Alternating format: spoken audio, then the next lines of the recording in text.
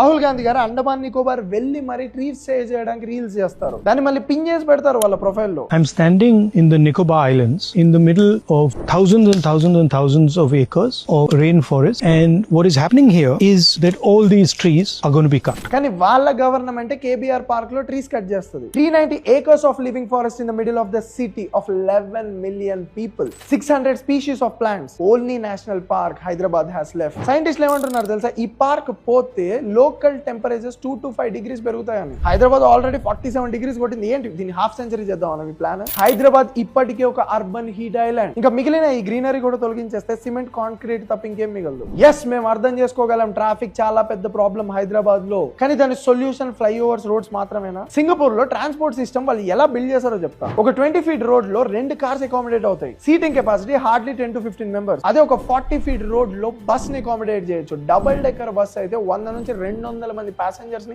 ఈజీగా ట్రావెల్ చేయించవచ్చు. మనం double decker buses ని ఇంట్రడ్యూస్ చేయొచ్చు ట్రాఫిక్ ని కంట్రోల్ చేయడానికి. ఆయన పెద్ద పెద్ద ఫ్లైఓవర్లు కట్టాలి అంటే 6 months లో కట్టేయచ్చు, కానీ ఇలాంటి ఫారెస్ట్ లను కట్టాలి అంటే కొన్ని సంవత్సరాలు పడుతుంది. అలాంటిది మీరు ఒక డెసిషన్ తో లేపేద్దాం అనుకుంటున్నారు. అంటే ట్విస్ట్ ఏంటంటే నేను అసలు కేబీఆర్ పార్క్ ఎప్పుడు వెళ్ళలేదు. మాకంత ప్రివిలేజ్ లేదు. మేము జూబ్లీ హిల్స్, బంజారా హిల్స్ లో పుట్టి డైలీ వాకింగ్ వెళ్ళట్లేదు. దాంట్లో సెలబ్రిటీస్ ఎవరైతే కేబీఆర్ పార్కుల్లోనే తిరిగి